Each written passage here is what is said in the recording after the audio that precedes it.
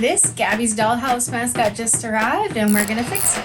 Overall, this mascot is in really good condition. One thing I'm super impressed by is this hair. It looks like they put a piece of wire inside each strand of this hair, and it's so cool how it can coil and uncoil. I'm really impressed by that. I don't usually buy human mascots, but there are certain ones that just make sense for casting purposes. I think the face looks really cute. It looks just like the picture I thought I was getting. The only things with the head are, this head hole was so hard to get inside. There's wire in here, of course, and I had to really pry it open to get my head in, which caused some of these pieces of hair, which of course are just glued in place. My pet peeve, you know, and something's gonna have a lot of force on it, you can't just glue it in place. And we see that these pieces of hair are coming off in so many different places and just exposing the glue. Like in here we can see big globs of exposed glue in there.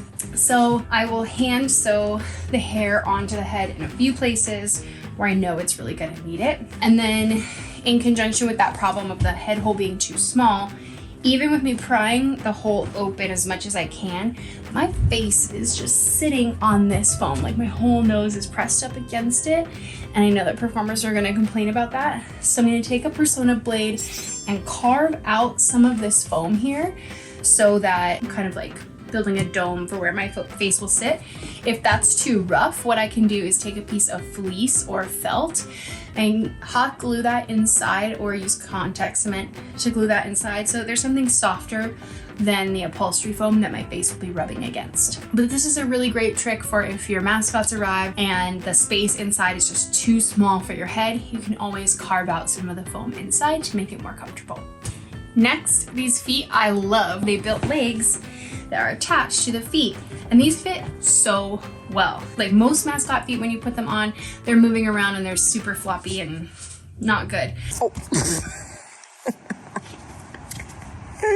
But these just are snug to my feet, and they put this elastic around the calf, and it's just tight enough that they stay up, and it overlaps with the pants about this much, so even if they start to sag a little bit, you're not going to see any exposed skin, and the pants fit like you would expect. So no changes with my pants, no changes with the legs or feet, which is a dream. My bottom half is ready to go.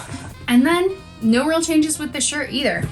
I love that they built this neck up really high, so usually our performers wear a Zentai hood underneath the costume, which they still will do. It keeps their hair all tucked inside and absorbs sweat and gives them a neck, but in this case, no neck is needed because it's already like a turtleneck, which is so great. And they really thought about the heat of the performer. They didn't build out full arms, which wouldn't be needed because this jacket goes on top. Everything just stays together nicely, no need for snaps or Velcro or anything. But the biggest flaw of this costume, I swear, I just have these moments where I'm like, what were they thinking? The hands. The fingers are not really long enough for human fingers, but I won't fight it, whatever. If they had made these significantly longer and they had put the same type of elastic that they did around the calves, it would be fine.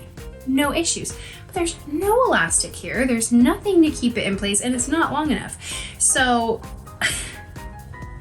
literally, you wear them for 2 seconds and these just fall. And you'll see here, you get this huge separation between your hands and your jacket. And like, I'm just thinking to myself, like, people go out like this. People who don't know how to fix up their mascots are going out like that. And the kids are for sure like, bruh, that's not real.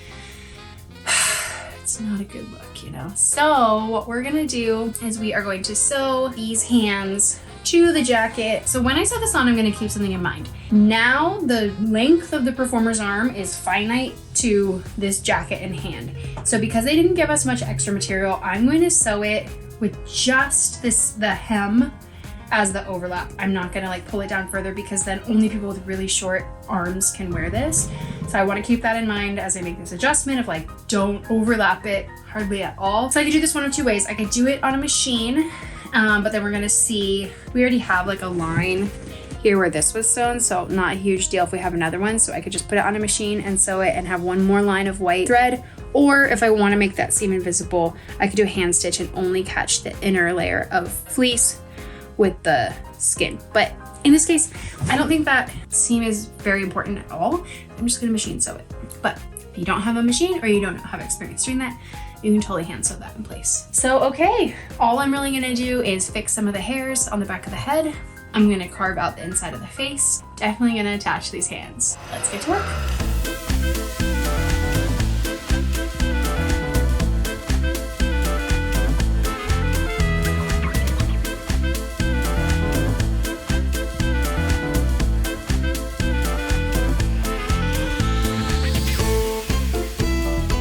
Yep, that did it. That was plenty of space. It is a little bit rough, so now I'm gonna show you how I cover that with fabric. So I'm just gonna measure the size of fabric that I'm gonna need. I'll do 8 by 5.